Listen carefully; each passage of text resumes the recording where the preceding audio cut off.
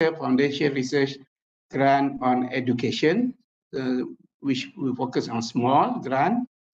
So Renew brings today an eminent person, I think not stranger to us. Our speaker today, Professor Dr. Aziah Alias, Honorary Professor from Faculty of Education, Universiti Teknologi Mara. Maybe I can touch a bit about the Spencer Research Grant. From the website, the information mentioned that this research grant will support education research project that will contribute to improvement of education, that budgets up to $15,000. And then the duration of the project range from 1 to 5 years. It's open 3 cycles a year. For this cycle, it already opened on last 3rd October, and then we will close the submission before 5th of December. So that's very brief. So for the detail, we will hear from Prof. Aziah. But before that, as usual, although many know her, I think it is good to know the background of Prof. Aziah. Prof. Aziah has very long list of CV, so I'm afraid I cannot read all of that, but I will highlight the achievement that the very, I think, the highest achievement. Okay, Prof. Dr. Aziah Alias is a Honorary Professor of Teaching and Learning at Universiti Teknologi Mara. Okay, she was formerly the UiTM Director of Academic Development from 2014 until 2021. Before that, Prof. also the Director of E-Learning from 2012 to 2014, and also the Deputy Dean Academic for the Faculty of Education. Prof. Has won a lot of award, and then I would like to highlight, I think two award that capture my eye. Prof. Aziah also won the Education Tech Leadership in Asia for Tertiary Education Award presented during EduTech Asia 2019 at the Asia Largest Education Conference exhibition held in Singapore on November 2020, shortly before the COVID pandemic and lockdown. And also, Prof. have been awarded Anugerah Tokoh Akademik by the Department of Higher Education, Ministry of Higher Education, in conjunction with the Hari Academia 2022. I think that's catch my eye.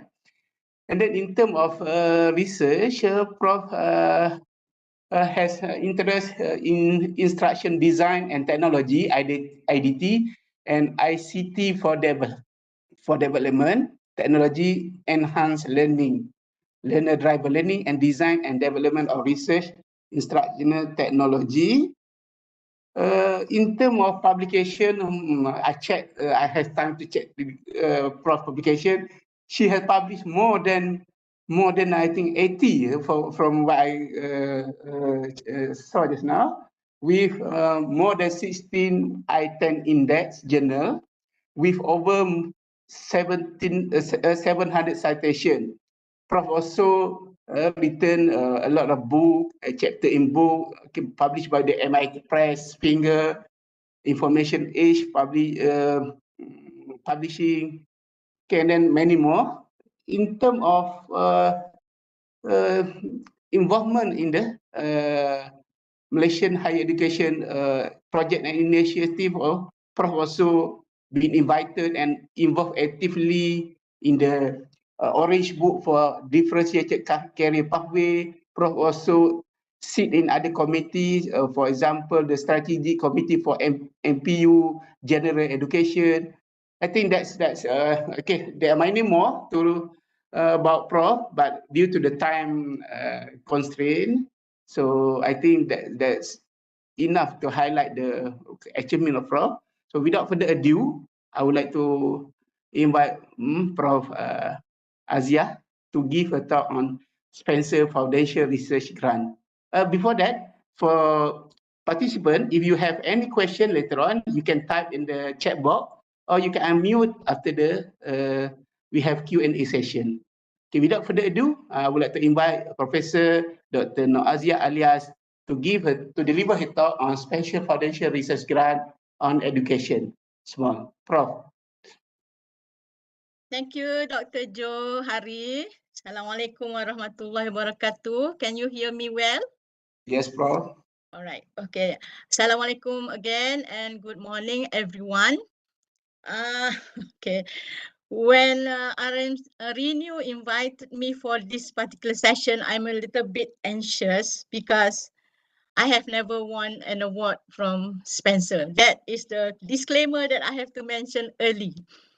But hopefully, we can actually discuss some of the things that Spencer Research Foundation is all about, and I can share some of the things that I have experienced with other research research grant providers, and maybe that will help us a bit, right? So, coincidentally, I was once invited to join a research group for Spencer Foundation Research Grant, but I guess the UNISA group did not make it. And at the moment, we are also trying to get one for the Faculty of Education team. So let me share my screen. Tejo, nampak ke screen saya? Nampak, Prof? Nampak? Okay. Dr. Johari, sorry, saya panggil Dr. Jo pula. Okay. Spencer Foundation, actually, it has been a while. I think it was established in 1972, something like that. And they have been investing in education research that what they say is the term is to cultivate learning and transform life. So hold on to that particular phrase, transform life. So this is how what they see research is all about, even whether it's small or even the large Spencer grant. So before that, in the next hour or so, allow me to share a bit of experience and maybe help chart education research. So it may not be, shall I say, what Spencer has really listed down, but it's a more general, a general education research framework of view kind of thing, and then we will zoom into Spencer research. So again, let me say again that we have not been able to secure any grant for Spencer. So hopefully, when we discuss, we'll probably get more ideas, and we can do that this year, right? So this is one of my experience of getting an international research grant. It was from IDRC, and it was like almost 10 years ago when we managed to get about almost 200 ringgit, 200,000 worth of grant from IDRC to study the rural internet center. So as you can see, most of the international research grant, especially in education, they look for social change, they look for development. So it's an ICT for development kind of thing. So what we did was, again, we go through just like what we did with Spencer, what we are going to do with for Spencer, and we chosen among 400 applicants, and my team managed to get to be among the 12 teams that conducted this research. But the good thing is about this particular one, we all work together to look at in ICT for development across 12 countries, and in the end we form kind of a research network, and we actually publish with MIT Press. So this was like a fellowship. So from this experience, I noticed that when it comes to international research, they really are looking for things that again transform life, right? Okay, so the another one that I managed to be among the finalists was this particular research by SIDA. This is a Swedish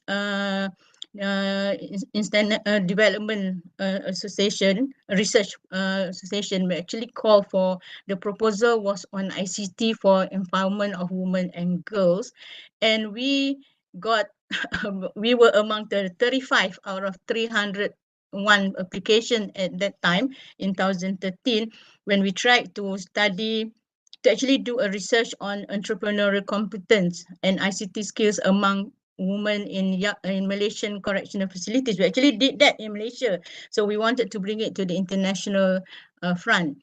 However, we did not make it to the final, but at least we know these will be things that people look for when they go for, when we go for international grant. Especially these two, basically they are themed grant. They have themes for it. In this case, ICT for empowerment of women and girls, and the other one is also for ICT for development. Right. So when it comes to, if I may do this, we look at what education research is, and in particular extracted this particular page or definition from American Education Research Association, because when we go for Spencer is a lot American based, right? So they define or they describe education research as the field of study that examines education and learning processes and human attributes, interactions, organization and institutions that shape educational outcome. So when we say educational outcomes, please go beyond the MQF 2.0 kind of thing, because sometimes educational outcome go, when you do education research in the rural area, for example, you are not going to go for level, MQF 2.0 level 1, 2, 3 or 4, that kind of thing. We have to think more in general, more about social change, more about capacity building. Okay, so scholarship, this is also about scholarship in the field that seeks to describe, understand, and explain how learning takes place throughout a person's life, and how formal and informal context of education affects all forms of learning. So when we go for this grant, we must go beyond the classroom. We must go beyond the things that you do only on campus.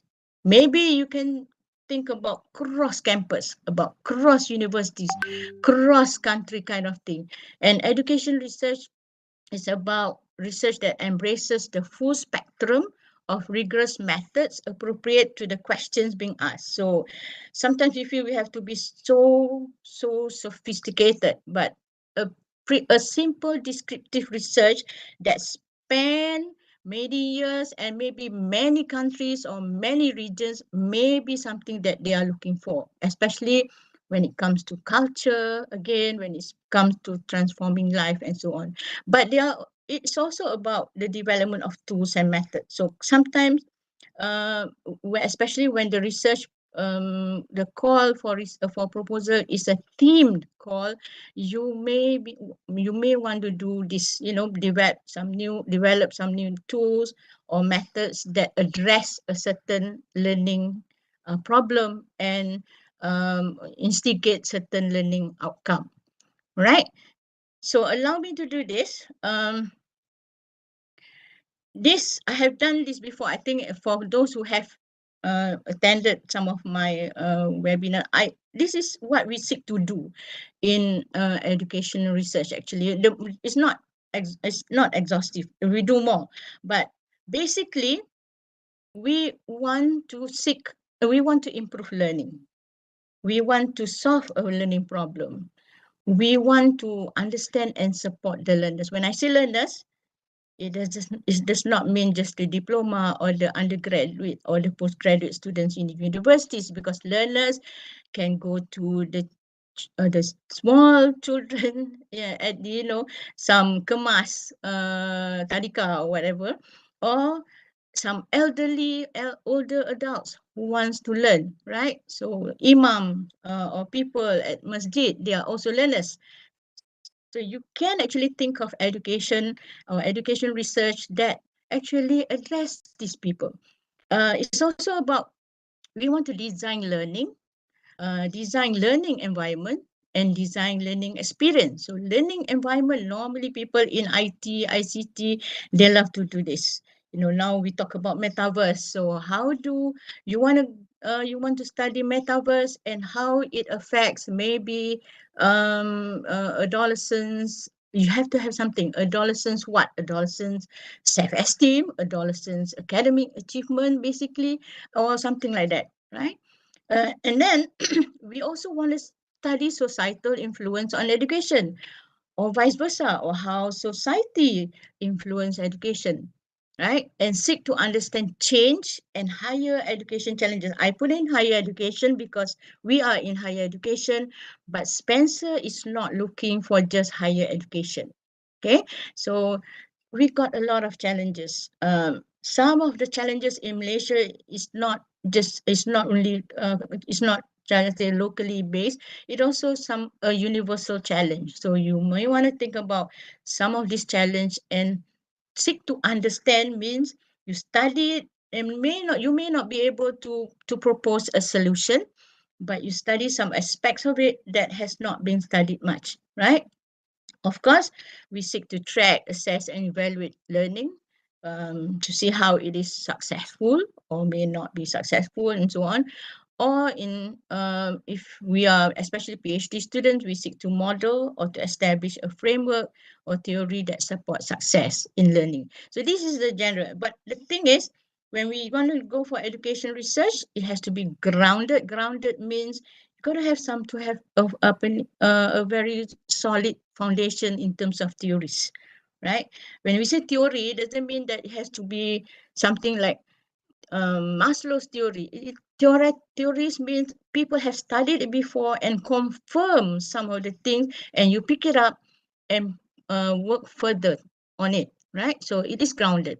It's not something that you pick from some conversation and has no backing in terms of literature or other previous research and so on.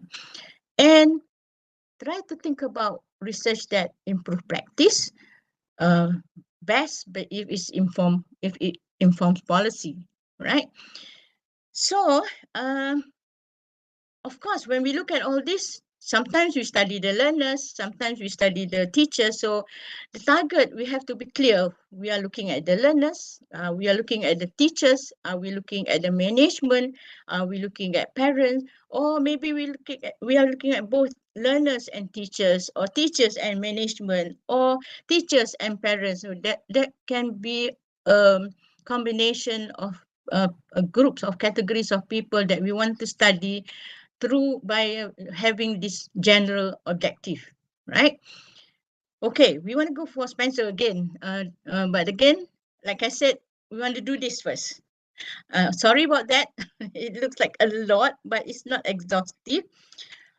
But when we say education research, there are lots of things that you can study. We can look at learning outcomes.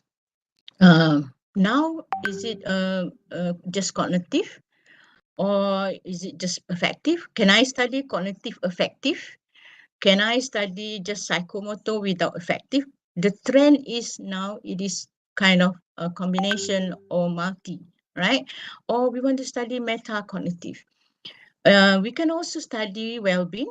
There's a lot of new research and constructs coming up, especially after the pandemic. People are talking about mindfulness, about emotional well-being, about coping skills. And now we're looking at students with grit, with resilience, with self-efficacy, hardiness, sense making, and people talk about computational thinking, and not only computational thinking in probably computer science or in technology, but also computational thinking in arts. So these are the things that people are starting to do research on, right? And people are interested in, because we are not doing this in silos anymore.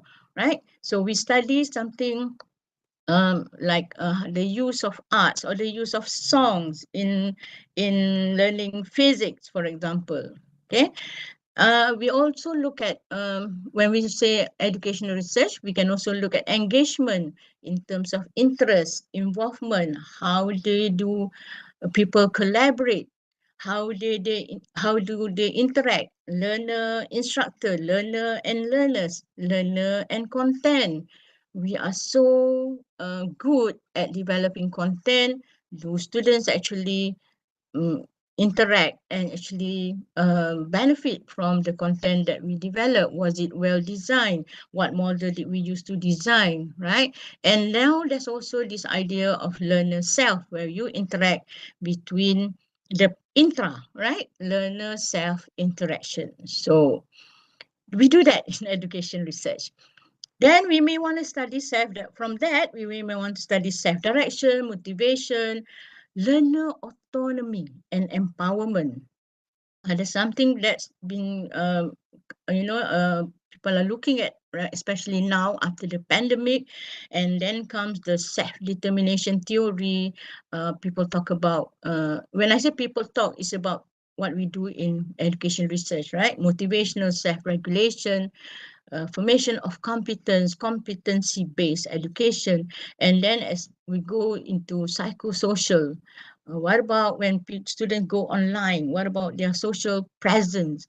What about the community cohesion, meaning when they study in their groups, or as they study across the university, for example, or across campus, is there community cohesion? How does that affect their learning? How will it be contributing to the success of their learning? And the intensity of the interaction, the effective association, the sense of belonging to groups or socio-emotional learning. See, there's, I think, a lot of topics already. Okay. And then when we look at learner diversity, we've got culture, race, and religion. We in Malaysia, we are very, very actually lucky to have this particular composition that we can actually study culture, race, and religion in Malaysia. And we also can look at special needs or indigenous learners, right? Orang asal, or underrepresented learners. We call it underrepresented learners because they do normally form the majority or the mainstream learners in the university, or in the university especially, right? So these are probably housewives who are now learning through online learning, for example, or through MOOCs and so on. And from that, we can also study connectivism and learning communities, community of learning. Connectivism meaning how we connect. You can look at the theory and how people connect, especially when we have online, online platform and online learning. So from all that, we can also look at basic situational and dispositional factors like academic self-concept, learning belief, the identity, and kind of. So when it comes to delivery, this is of course a lot. ODL, ODEL, hybrid, micro-credential, MOOCs, personalized learning. Now people talk about multi-literacies, pedagogy of care, universal design of learning. So if you're not familiar with all this, that means we can actually just read a bit, and we can actually associate it with what we are doing now, because actually it's there. You may not be familiar with the term, right? So UDL is something that normally people associate with special needs learners, but actually no, it's not. With pandemic, UDL has become something that most universities pick up, right? So for example, I had an opportunity to work with Harriet Ward recently, and I look at their program, and they keep stressing on pedagogy of care and UDL. So we may want to think about that and study how pedagogy of care actually being disseminated in the university. Okay, of course, if you're a technology or a ICT person, you may want to look at the third teacher. Who's the third teacher? The third teacher is the learning environment. Look at the space, the learning tools, the platform, the institutional climate, and so on. Right? And of course, we have a vast collection of emerging technologies that we can use and we can study. The social media, for example, lots of things to study when it comes to learners and social media, the machine learning, VR, XR, and so on. I saw Prof. Nur Suryati among the participants. This may be one of the things that she can do, and of course, she's also associated with people working with autism. So you can put that together and actually do something, right? So and then it comes to educational provision, talking about diversity, equity, inclusivity, and liberal studies. Okay, should engineering students be taking liberal studies? Is it important? Right? Okay, right. Thank you, Prof. And character education. Now we are so worried. What is the problem? The research problems here. When people say we don't have adab anymore, kind of thing. So character education can be one of it, and also competency-based education, right? Where we study, we really see how students demonstrate their competence.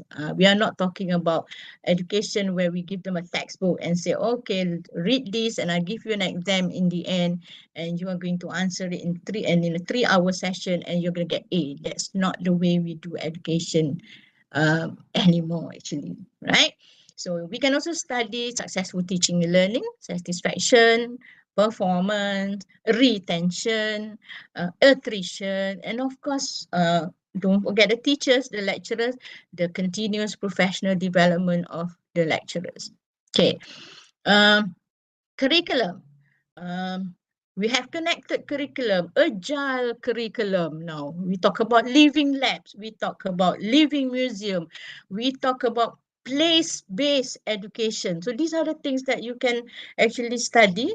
And maybe because we are not familiar, we may want to start with preparedness, readiness, and so on, right? So subject matter specifics, of course, we now look at STEM, STEAM, STREAM, or we may want to we suddenly found a way to teach our subject differently from as we go through the pandemic, for example. Now you can actually do a bigger research, larger research across the country and see whether it will work. Okay, and of course we have technology leadership. We talk about digital transformation in school, in the universities, digital empowerment, and we go to global impact, the global classroom, mobility is one, global awareness. You know VUCA, do you know Bani? Okay, tak tahu Bani tak apa. Bani is VUCA is volatile, uncertain, complex, and ambiguous. People say we live in a VUCA world. Now people also say we live in a Bani world. It's a brittle, anxious, non-linear, and incomprehensible kind of something that we are feeling right now. Good. Never mind. Right. Anyway, the last part is the last one. Not again. This is non-exhaustive. We can put in more box actually. We can talk about societal awareness. Our students having this kind of awareness. In fact, we can look at tag it with SDG, climate change, what about number 1, no poverty, and so on, right? We can also look at service learning, industrial experience, and employability. So that alone, you can put together a few. Let's say you take number 1 here and you take number this one and another one, and you can come up with the research. So let's try this. Okay, maybe I want to study effective outcome while through collaborative learning, through learner-learner interaction among underrepresented learners, for example. Okay, so that can be underrepresented learners. Let's say kita study or let's be a little bit ambitious lah. We study older adults in the rural area, for example. They have some form of study group Study doesn't mean it has to be hukum Newton kedua, because study can actually be people studying religious study religion and so on, right? So that can be one. Or we can look at maybe sense of belonging, right? And we can look at character education and see how it builds national identity through community of learning. And one in particular that you want to study maybe sense of belonging. When people have sense of belonging, does it allow them or influence their national identity, and will that contribute to character education, and maybe can bring in societal awareness as well. So that can be a very big research, right? We're talking about small grant, but small grant in Spencer is already 50K, so 50,000 USD. So you can do a lot with 50 USD actually, 50,000 USD actually. All right, so let's look at some of the things that people do, especially Spencer, right? Spencer did a research. I think they did a research on COVID-19 impact, something like that. So they studied in here, basically they look at some of these, issues of institutional support, institutional climate, right? Discrimination, inclusion, right? With the attention to the dual pandemic and systemic racism. So they look at systemic racism and also pandemic and all this. So that's ERA and Spencer COVID-19 initiative. So again, there's also this also Spencer and ERA, I think, voices from the field, the impact of COVID-19 on early career scholars and doctoral students. So I think you kind of get it, what I mean, right? When they look at this, the kind of things that look at this, the study included separate group of scholars of color, women of color, doctoral students of color, and so on, because the issue of race is still being intensely studied in the US or even in the UK, right? Okay, so let me share. This is a British Educational Research Association, BERA. Okay, BERA seems to have teams, so they do this every year. But in order for you to, we are not going to apply this of course. But I'm inviting you to look at the kind of research that has actually won awards from BERA. So they have a team. How can innovative use of digital technology support pedagogical change or innovation in formal and formal learning? So when they have a team, it's easier to kind of focus it. So this one looks at evaluation to promote student collaboration. The second one, technology and autism. Prosuriati again. The third one, professional development to support BAME. BAME, it would be Black, Asian, and minority students. So again, they look at this kind of not marginalized, but they are not in the mainstream kind of. Some people think of it that way, right? So how does the secondary mathematics department scale the again, because the theme is technology, so they look at technology, right? So this is, I'm not sure whether any of you managed to apply this. When we look at even Meta, Facebook, look at the kind of research that they're looking for to understand people's attitudes, knowledge, and behavior, especially in non-Western region when it comes to the use of social media, and they want to explore misinformation, hate speech, violence, and incitement. So in this case, we can actually study this among learners. Even though this is more general, you can actually study it among learners. And our kata kelebihan di UiTM ni is that you can work with people across the nation because we are everywhere. So when we do this, we should be collaborating with people in Sabah, in Sarawak, in Arau, Shah Alam, Johor, and so on. So we get that mass, and it is more, shall I say, I mean, I think it will be something that people look for, right? It's not just too small a scale. So this is another one. This is the one that I won award about 10 years ago. But they always look for things that about development, you see. So look at that. This girl, Tracy, is a master's student. She won this in 2021. Bridging the digital gender divide via educational innovation, the case of Vietnam. So what I'm trying to say is that what's emerging will be some kind of new way to study, like here, auto-ethnographic, and something new, emotion and cognition, or pandemic. It's about after pandemic, post-pandemic kind of thing, or during pandemic. We cannot do that anymore because unless you have collected data during the pandemic. Learning believes time on platform and academic performance, right? Right, and this was among STEM students. Okay, this is also a kind of something new because people talk about hardiness now. Now people talk about resilience, talk about hardiness, and even though this is very psychologically based, right? You can apply it to learners and education. So I just got this email, I think a few weeks back.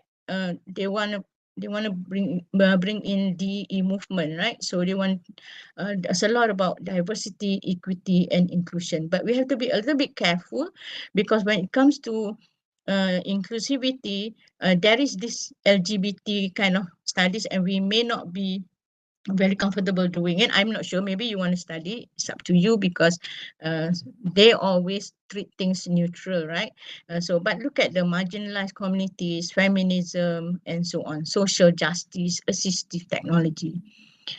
Okay, so what do ERA, BERA, Meta, IDRIS research have in common that we can actually use this to apply to Spencer?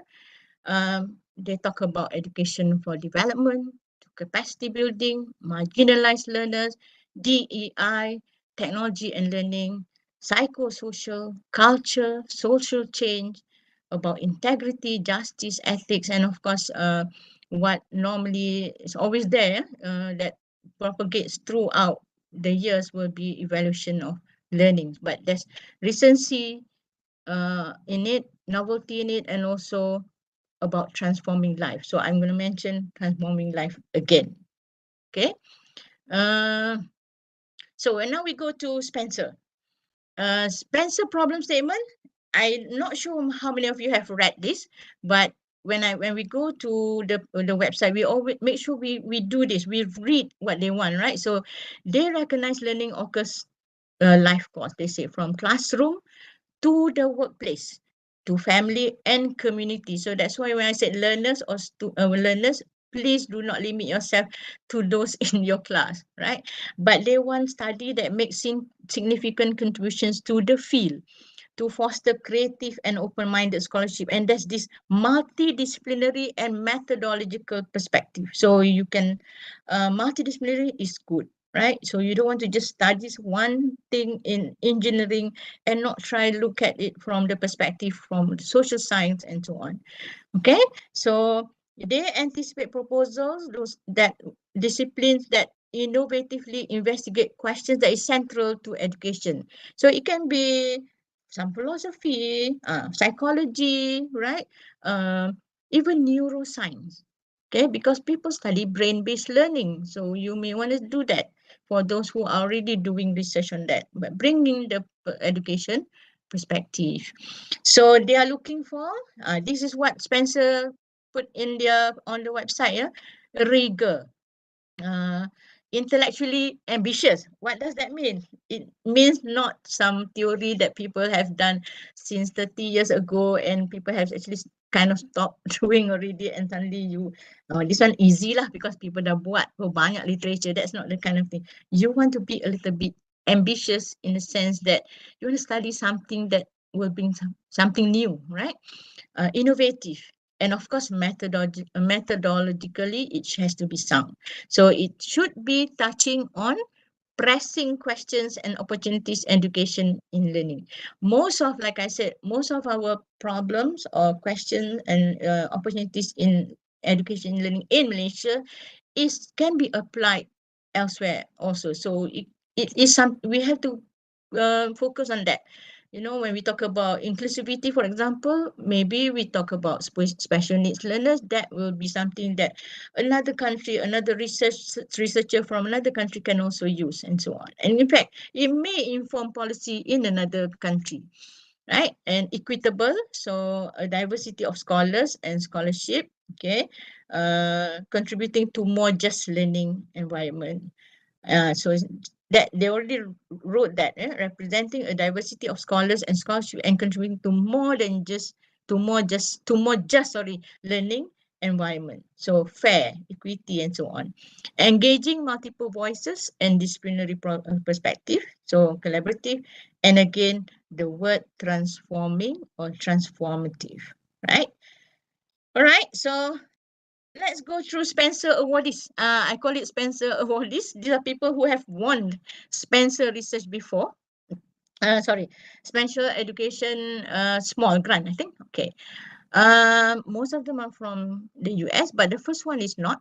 Look at that. Examining the relocation of Batwa indigenous people from the forest and its influence on their indigenous education, custom and culture. So see that, itu pun saya pun nak tahu ya. Kalau tahu relocation of orang asal ni, macam mana dia influence their education, custom and culture. So that one won. So this one is again cross-cultural relation. Look at the target, immigrant serving high school. Okay, this is an issue in the US especially, education loans. And then the next one is inclusivity and affirming school-based sex education for sexual and gender diverse. That's again in the US, right? Then conducting this one, disaster resilience, post-pandemic kind of thing. And then this is about digital curriculum materials. So if I guess what we want to study can be, if it's the way we write it is really something that other people can actually gain from or contribute to learning, in future learning, we may be able to get it right. Okay, this one is a curriculum analysis of mindful, the word mindful, and racialization of Asian American. Okay, again the race thing, and this is math, PCK. Okay, we have content knowledge, we have pedagogical content knowledge, we also have technological pedagogy content knowledge that you can actually look at. This is rural, looking at rural. This one is Black Muslim, race, religion, gender. And this is school to prison. This one dahsyat. School to prison pipeline at the intersection of ability and race. How schools supporting disabled students of color through restorative justice in education. Phew. Okay.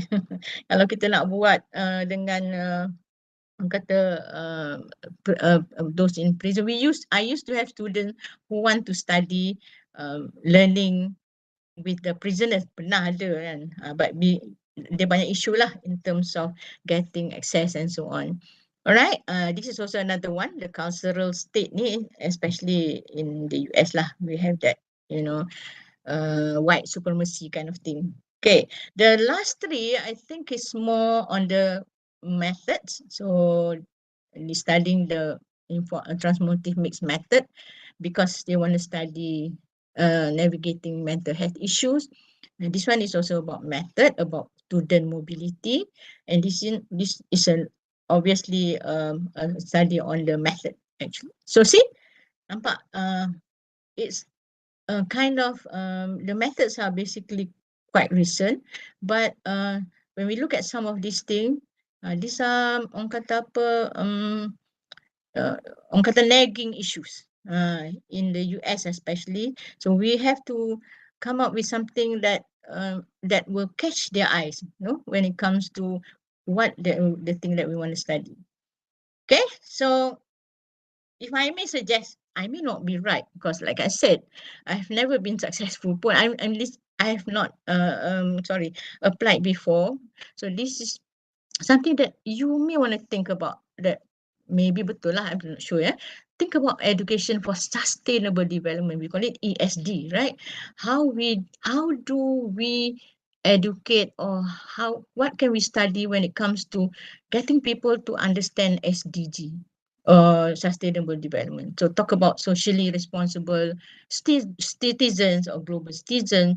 Maybe under that we can have gender equality, national identity, and kind of we can capitalize on our diversity and study something kat situ when it comes to a national identity.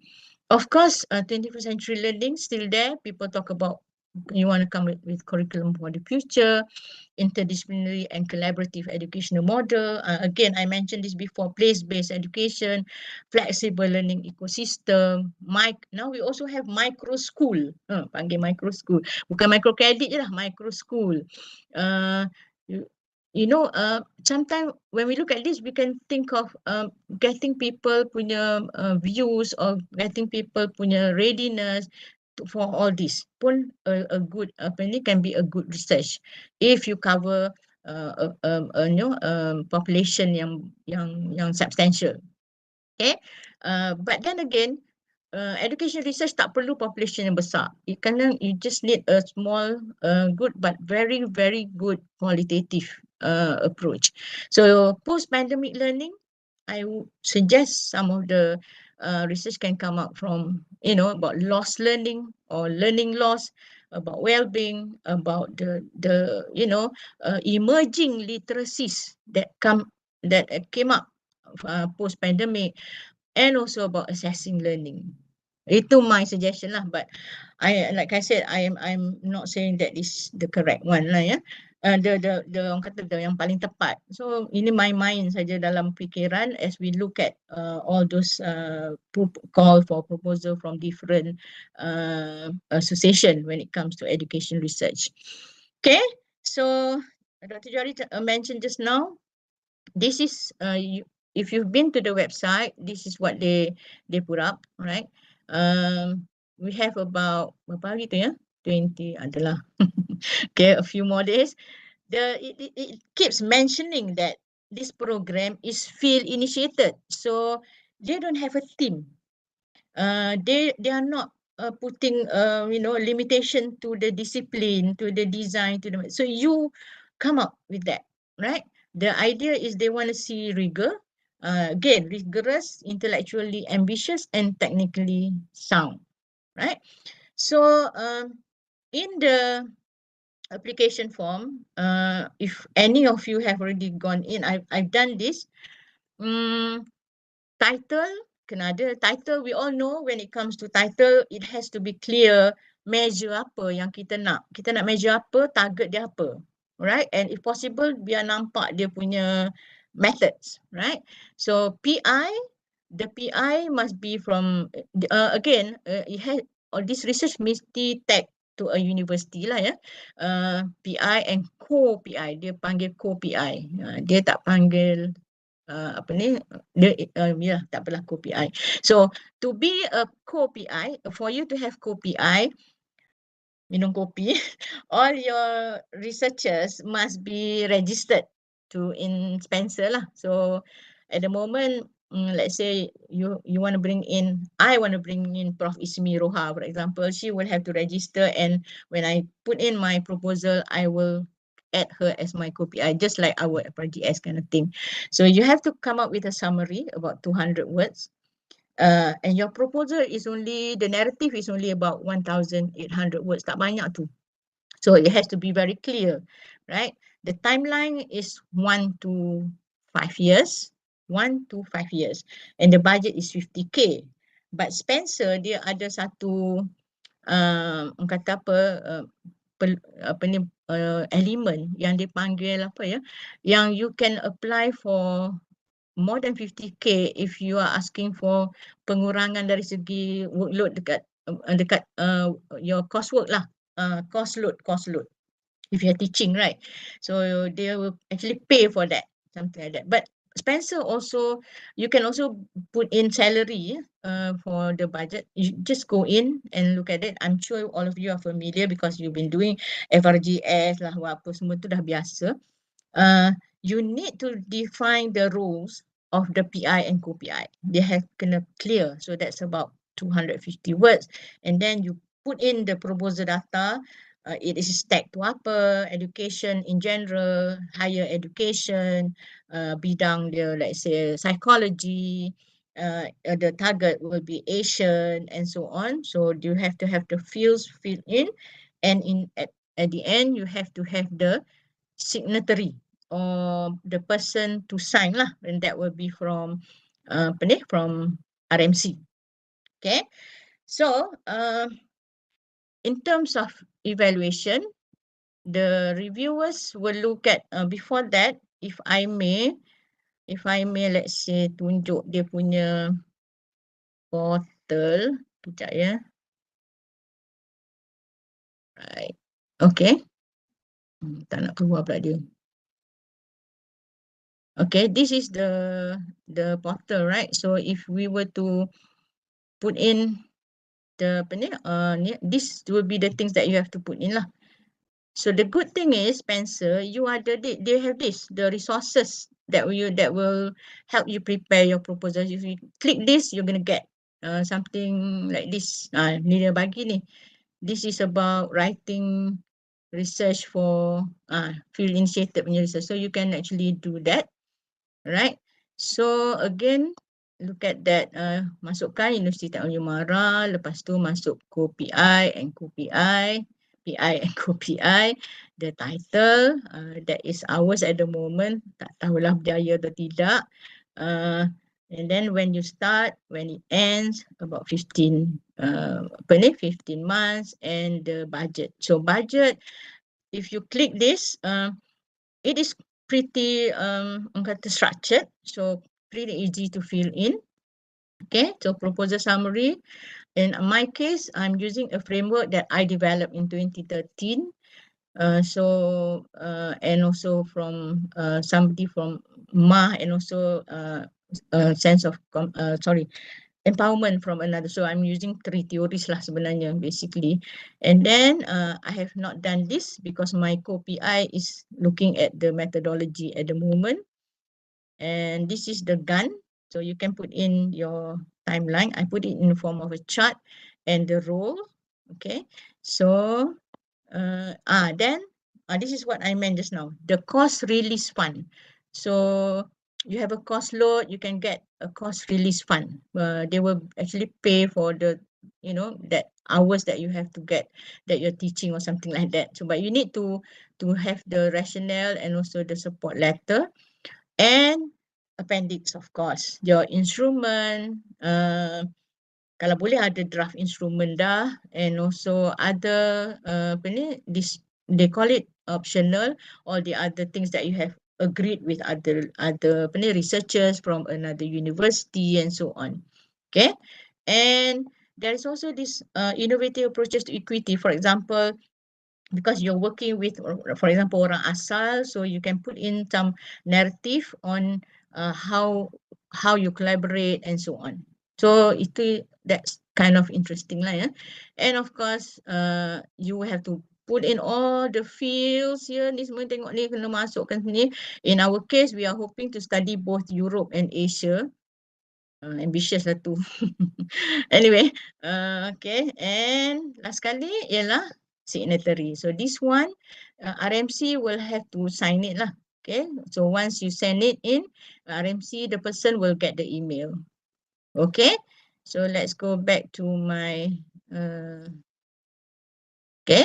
So how do they evaluate it? As they put in significance. This is just how most of us will evaluate research, right? Look at the significance, the why first, right? Significance means kat mana the research will contribute. Okay, to whom, to what? To what theory and kind of. So connection to research and theory, research design, budget and timeline, and of course the project team.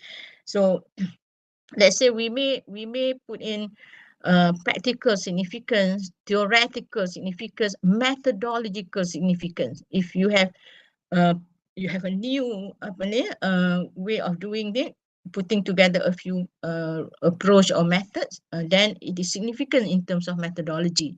Most of the time we need some form of theoretical significance, right?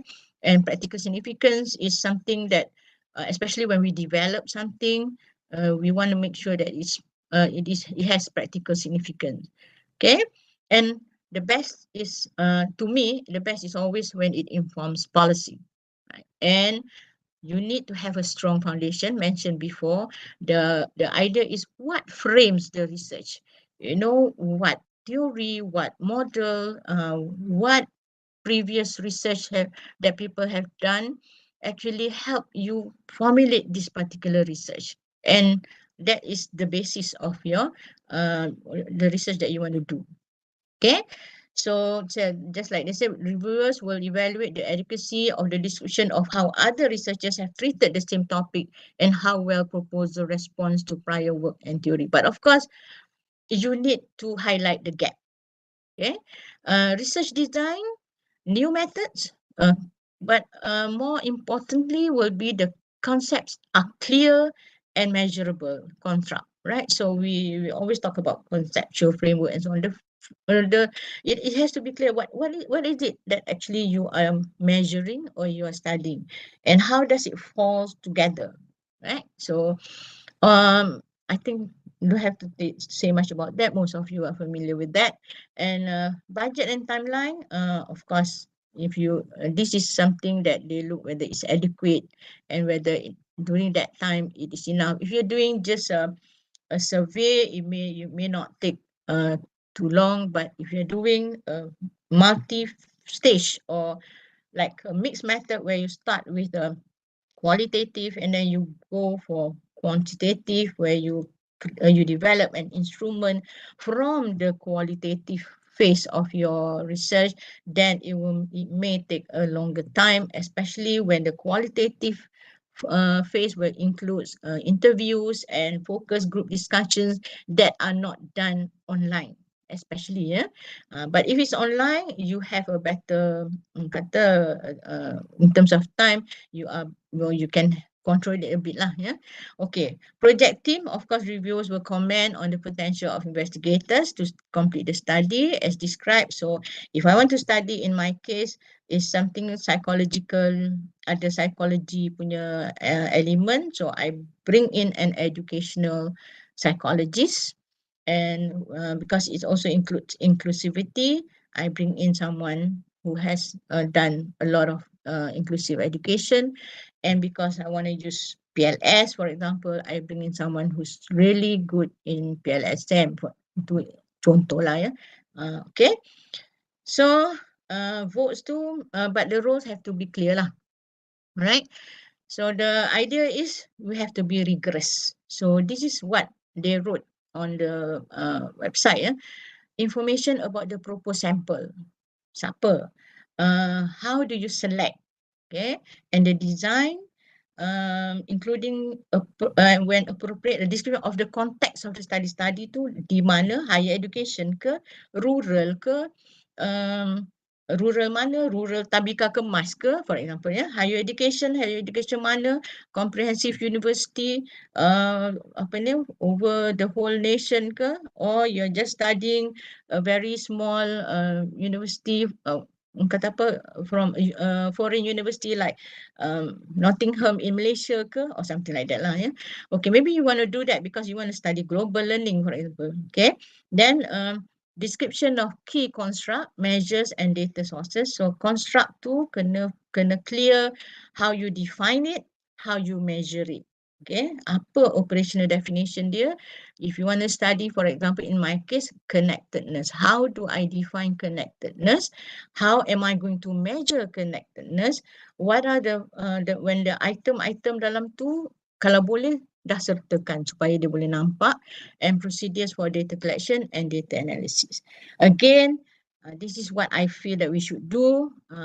I wish I have been successful before, then it's easier for me to establish, to validate some of the things that I'm saying right now when it comes to Spencer. Okay, So this is very important with kita nak minta tolong RMC juga once people put in, tolonglah tengok cepat-cepat and sign so that we don't have, we will not miss the deadline. At the moment, I was given this name for the signatory, alright. Okay, yang ini Dr. Luqman katanya. Okay, right.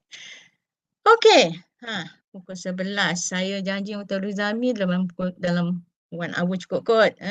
Because we can actually answer some of the question.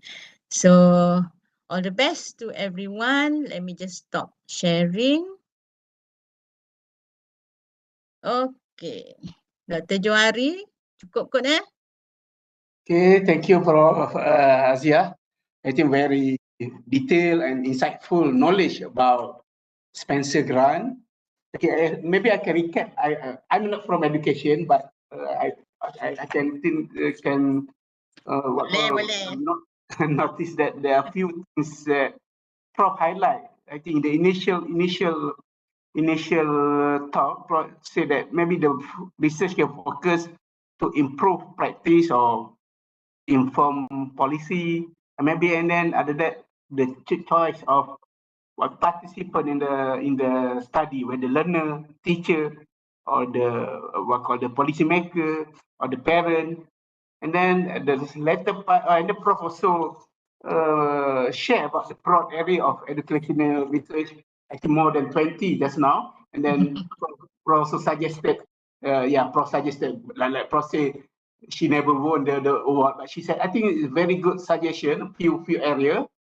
And then Prof cover detail about the application form, what to do, and then Prof stress about the rigorous method in the proposal. Okay, we have time for Q&A. Before I go to the chat, and any question from the participant you can unmute yourself and then introduce yourself and then ask question, because I notice here there are many participants from other faculty also than education. Like from my faculty also, I saw Dr. Amira, the Associate Professor Jamal. Yeah, it should be, Dr. Jo. It should be like that. It's not necessarily from orang education je. If you notice, I think even those yang menang before pun, they are not real just from Faculty of Education. They are people who are passionate in doing research on education. Kan? Yes. Okay. Any question from the participant? Maybe I can read it. Yes. Okay. Sorry, Prof, thank you for the excellent sharing session. My name is Tuan from the College of Engineering. My question is, has there been any Malaysian researchers who have won the Spencer Foundation grants? I am not sure, but so far no one from UiTM lah. That was what I was made known. Tapi for the past few years that I when I look at Spencer punya ni, I have not seen Malaysian name before, but I may miss. I'm sorry, I'm not sure. So because I don't really orang kata apa represent Spencer lah. It's just that I have looked at over and over before for the past few years. Duduk dekat HEA ni tak sempat pun nak masukkan proposal sebenarnya. But I think it is something that we can try lah, insyaAllah. I also saw that there is a large grant. What differentiates the small and the large grant, ya, Prof? The large grant tu maybe dia lagi in terms of apa ni population and also the coverage, if I'm not wrong, because you can go cross beyond. But to me, with 50,000K now, you can do a lot, especially when you do, for example, let me just mention, during the pandemic, we did global mental health research that cuts across Greece and so many countries. But dia tak ada grant tau. because we can do that actually because we use the online punya platform. So sekarang ni between small and large ni I think it is meant for kata target tu lah dari segi coverage of the apa ni the population or the sample and so on. Dari segi dia punya from the apa ni orang kata dia punya topics or dia punya orang kata dia punya areas tu I don't think there's a lot of difference in terms of small or large. Even a small research grant you can study something yang really substantial to education with 50,000 if you ask me. Okay, either than that I'm not able to answer to let to inform more than that lah. Dr. Wan boleh pergi for large grant kot. Study across countries. Because the grant yes because grant ni of course dia cover budget travel semua. So that's why the limit will be kalau 50,000 ni then you limit travel lah. Kan? Okay, thank you very much, Prof. It's very helpful. Thank you. Okay, Dr. Johari, biar saya jawab satu soalan ni. Okay, boleh Prof. Dalam chat ada kita ada dalam chat dia kata, do we need to have related research or publication prior to the grant application? They did not ask for that. If you go through the punya ni, tak ada. So I don't think they are, because this is a small grant, and ni they just need to see where your CV. So when you say publication prior to, I'm not sure what you mean, but your CV is important for them to see whether you have actually done research before and you're capable of completing the research. I hope that answers. Okay, Dr. Elmi, hope that answer. Okay, I think there are another question, Prof, at the bottom. Assalamualaikum, Prof. Dalam proposal Spencer, perlu ke isu yang dipilih related dengan mana-mana Malaysia Plan atau polisi, contoh MQF, SDG dan sebagainya? Jika ya, perlu dinyatakan dalam proposal tak? Okay, pada pandangan saya, dia mesti ada currency kan, current issue or current strategy or current policy yang berkenaan. Macam SDG tu is very relevant. So kalau kita kena masukkan lah, kalau kita memang apa ni nak because let's say kita ambil SDG lah, SDG nombor 1 lah katakan ya. SDG nombor 1 no poverty kan. So we want to study that. So we have to mention that. We have to mention how SDG duduk dalam our in any of our policy as well. That but SDG is beyond Malaysia. So MQF pun boleh, tak ada masalah. If you look at, let's say MQF nakkan orang yang ada digital skills and you want to study digital skills. So you mentioned that shows that you are actually apa ni at par lah dengan what we do with the government, for example. Tapi kita kalau tanya saya, you have to also look at the global. Try to tag it to global punya orang kata strategies or global punya issues. So we go back to SDG, OECD 2030, UNESCO kind of thing. I would say that lah. Of course, masukkanlah dalam proposal sebagai preamble to why you want to do this research and how it supports some of the things that you want to do kan. Ambil contohnya micro credential lah, you nak buat micro credential, you kena tag dengan OER, Open Educational Resources dulu, and how dia OECD is really pushing for it, something like that lah. I hope I answer tu. Okay, hopefully Dr. Izzah. Okay. Next, Prof, from TS Yaumi ni. Prof, is it compulsory to have doctorate in order to apply? That means the applicant they already have PhD. Kalau you can go through the eligibility again, but I think you have to. But you can be a co-PI. I think the PI will have to have a doctorate. Okay, Boleh check ya Yaomi? Sorry, saya tak ingat yang ni. Okay, next, can I focus Malaysian learner only as a target participant, or do I need to include other country to participate as a respondent? Can, Malaysian learner saja. Just like the one yang, the first one tu, yang mana dah tu? Tak ingat dah yang indigenous tadi. Dia tengok indigenous punya learners dekat country dia saja.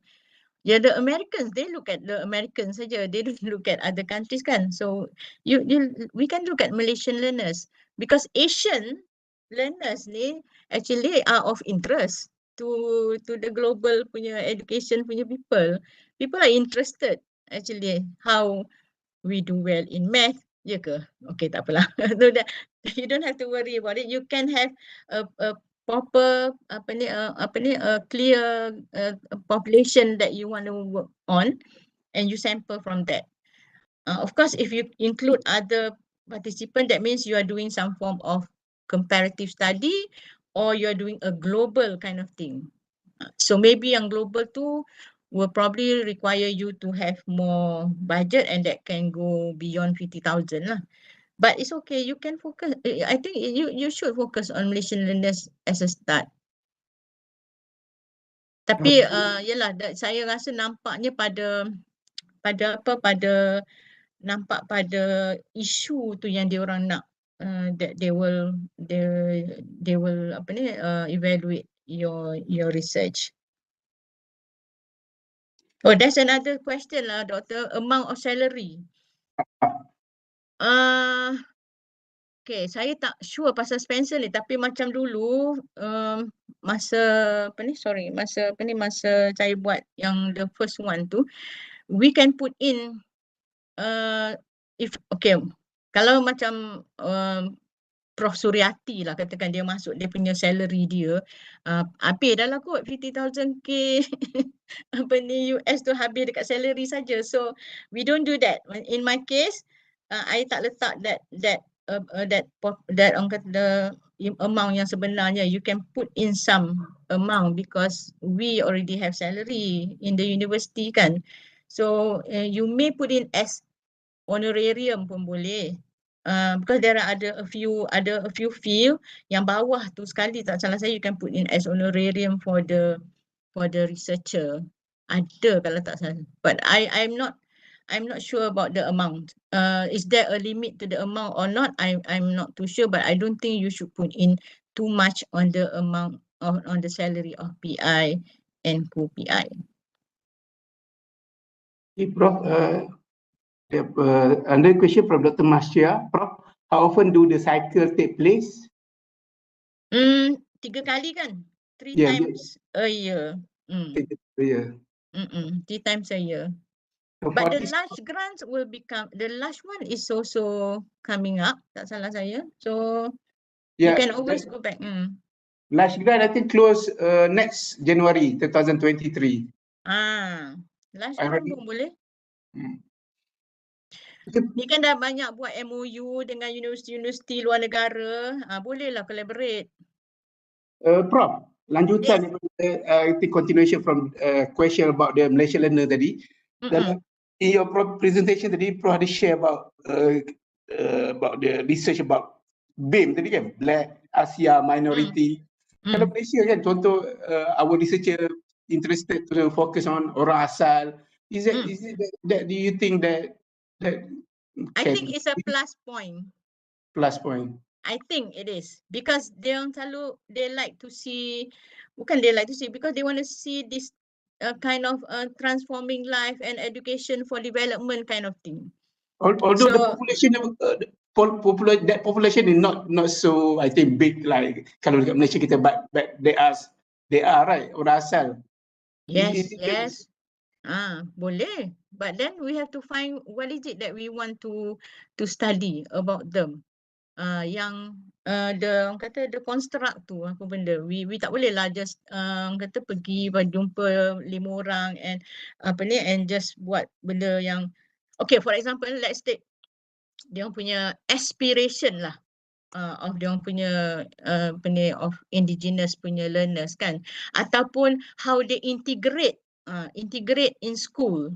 Tu actually boleh jadi benda yang boleh be a good research to me, especially integration lah. Sebab ada orang kata dia orang tak boleh integrate, ada orang kata they have to have a sekolah yang separate for them.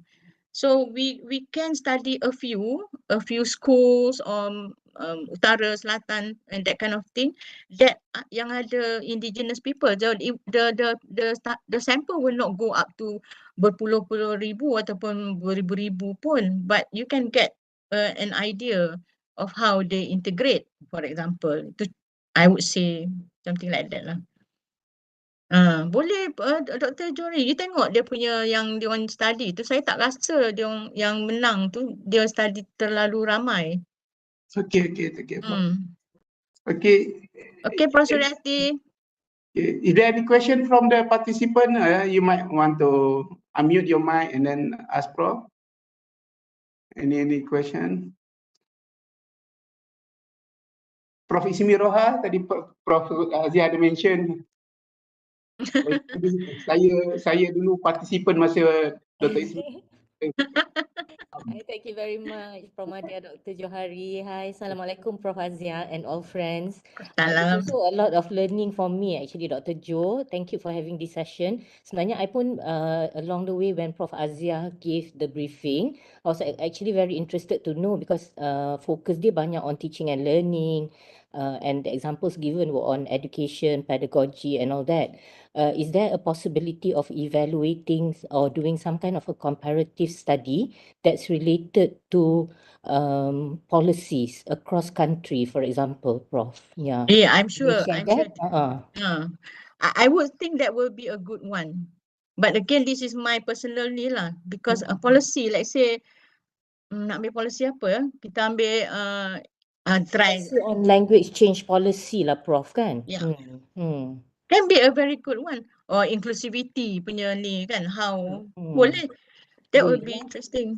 Ada orang tanya whether it's fundamental or research. Normally, most of the time dia fundamental to me. But then, if you notice, macam mana nak kata, they do not put a cap on whether it has to be fundamental or applied. So, yeah, ni ada orang tanya kan. So, it basically they always letak pada term transforming life. So how are you going to do that? So fikir macam tu lah kot bila kita apply. Okay. Tadi I memang suspend bila Prof. Aziah panggil nama I. So, I cakap dengan Prof. Aziah baru nak belajar, trying to understand international grants punya demand and specifically of course Spencer kan. Because when I read the conditions tu memang they state very specifically on education, teaching, learning and pedagogy. So the word policy tu was not actually mentioned specifically kan. Thank you Prof for your feedback. Tapi dia ada mention Dr. Ismi on organisation, on institution. So so I think it is possible to come up with something like that. We can try. Okay, thanks Prof. Thanks Dr. Jo. Okay, is there any other question? Before that, maybe I would like to share the announcement from the Secretariat. So the Secretariat will email the link from the YouTube for this talk as well as the slide. And then second, okay, signature from authorized representative. Okay, you can contact Dr. Lokman Ibahim, coordinator for grant acquisition RMC. Okay, in the chatbot email Mohammad_Lokman@uitm.edu.my. And then for the attendant also, the link already given. Okay, and then the link open for 15 minutes only. Okay, and then for general, we have more than 80 participants through this WebEx and YouTube channel. Okay, any other question from the floor? Diorang nak fikir dulu Dr. Johari. Tak apa. But I think it's a very good opportunity. Ya, okay. Ya, Dr. Jo, saya Safarina daripada Ah. Farmasi. Dr. Soalannya adalah untuk RMC sebenarnya. So sebabnya konsep dia kena institute sign dulu before submit to Spencer kan. Maksudnya kita dah fill in semua macam yang Prof Aziah tunjuk just now, and then lepas tu you will get notified by the Spencer. Macam tu ke game dia? Yes, something like that. Something like that. Yeah. Okay, so maksudnya bila dia kata 5 hari bulan tu maksudnya dah keluar ke dah Ya, dah sign. settle. Okay. Sebab tu RMC dia tak boleh tidur dalam masa 5 hari tu. Dia kena tunggu you all punya. Okay. Okay. Dia main-main So je saya ada satu soalan untuk Prof Aziah. Saya ada soalan untuk Prof Aziah juga. Berkenaan dengan macam just now kita punya population yang kita nak study. So macam saya personally saya daripada Faculty Pharmacy, and then during COVID we've seen a lot of people saying that we want to go for traditional medicine and stuff like that.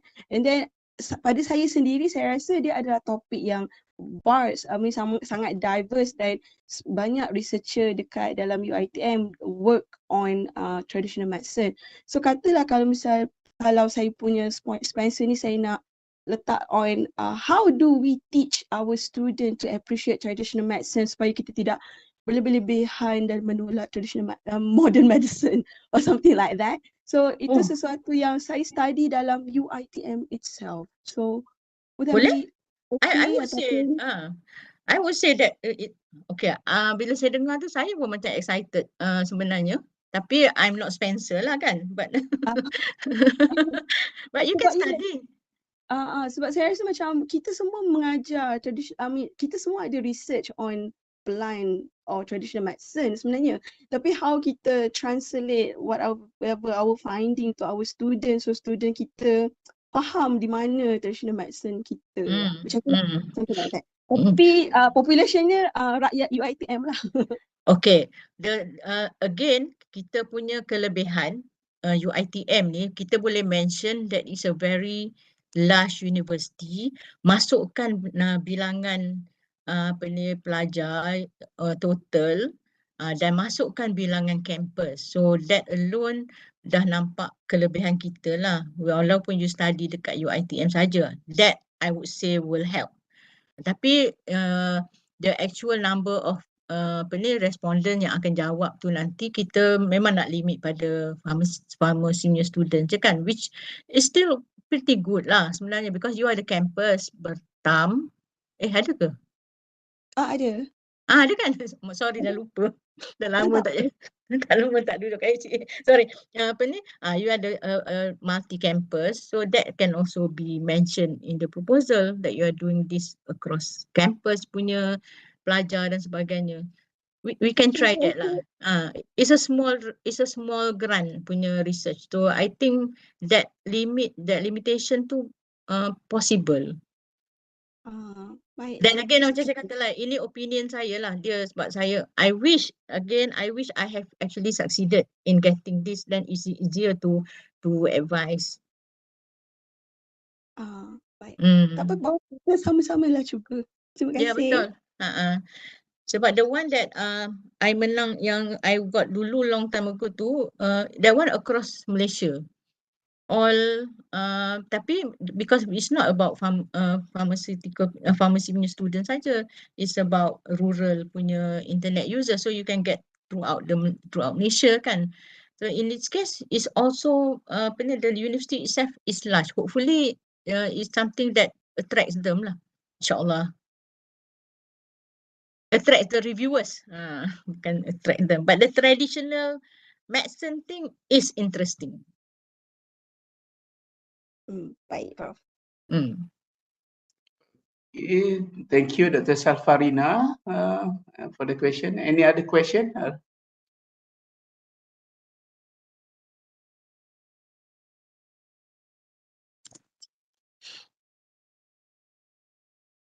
Tak apa, kalau apa-apa terfikir kemudian dia boleh email saya, Dr. Johari. Okay. I don't mind. Satu soalan. Kalau sempat. We have still time. Yes, okay. I noticed that in the US punya apa tu applications dia ada PI, co-PI and research members. So the research members will be under co-PI. Jadi macam TRGS gitu pula, ada ketua Tak dia- program itu lepas ke.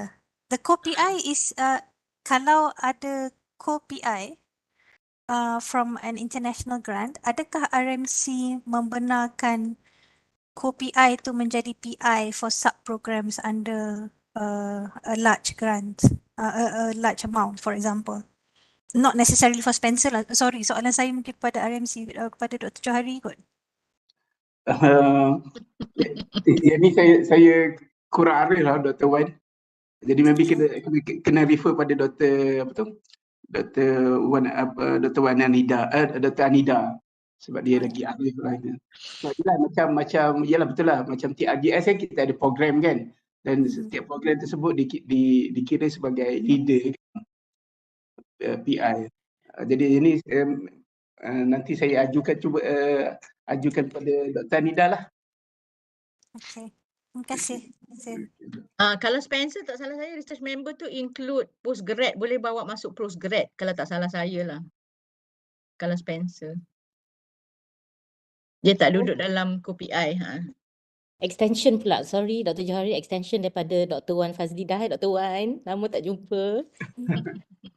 Okay, is it alright ataupun dibenarkan ke if let's say we have been included as TSRG kan, kalau yang small research grant Spencer ni TSRG as co-PI ataupun member, and then now after listening to Prof Aziah, kita jadi semangat pula untuk submit as main PI ataupun PI lah, maknanya leader. Is it allowed? Because our name may have already appeared as co-PI in another Spencer punya proposal, which is this cycle. Boleh ke Dr. Jo? Thank you. Jadi pun saya, Prof, any comments on that? Yang saya nampak yang PI memang tak boleh jadi, tak boleh submit to more than one lah. PI. Co-PI I am not sure. Maybe boleh kot. I think the PI yang tak boleh. Then again, it's good to email them, Prof. Dr. Ismi. Dia orang cepat je jawab sebenarnya. InsyaAllah. Thank you Prof for the feedback. Masukkanlah ada satu lagi. InsyaAllah. Okay, thank you Dr. Ismi. Any other question from floor? Yalah, bila makin lama ni makin makin banyaklah soalannya, the idea come across kan.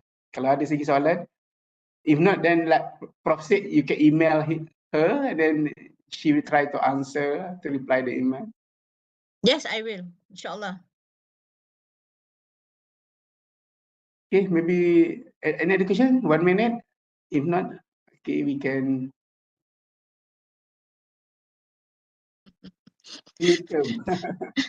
Yalah, go. Now we are Bani. Bani while waiting for the new Prime Minister. Okay, if there are no questions, okay, again, I would like to thank Prof. Aziah for the, I think, very insightful knowledge, information, not only about Spencer, but about the education research itself. Hopefully, many participants try to submit the proposal. Yeah, if we not submit, then we not succeed. If you not try, so better try. Mana tahu ada luck kita kan. Okay, on behalf of RMC, okay, again, thanks to Prof, thanks to participant, and then okay, hopefully we can get more proposal by 5th of December. InsyaAllah, and we should try because we will get reviewer feedback. Then we can learn also from the feedback of the reviewers for the next cycle of the grant. InsyaAllah kan, we always try. Sebenarnya we know maybe we will not succeed the first time. Thank you everyone for having me here and all the best to you. Assalamualaikum. Okay, thank you all. Salam. Thank you Prof.